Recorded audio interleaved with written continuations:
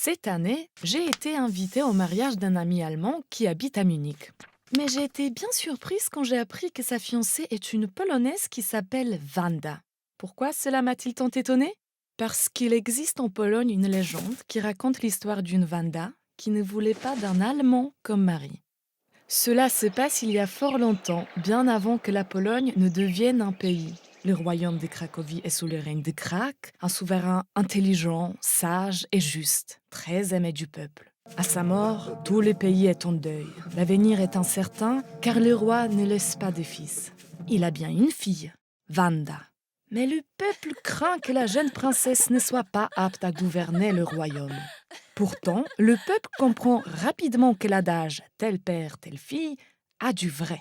L'intelligence, la sagesse et le bon gouvernement de Wanda touchent les gens en plein cœur.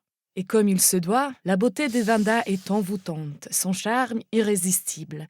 Les qualités de la princesse s'ébruitent au-delà des frontières.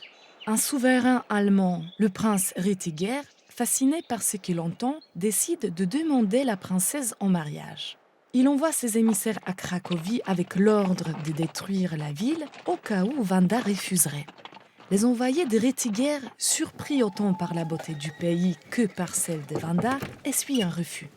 C'est que la princesse, bien que touchée par l'intérêt que lui porte le prince, veut rester aux côtés de son peuple.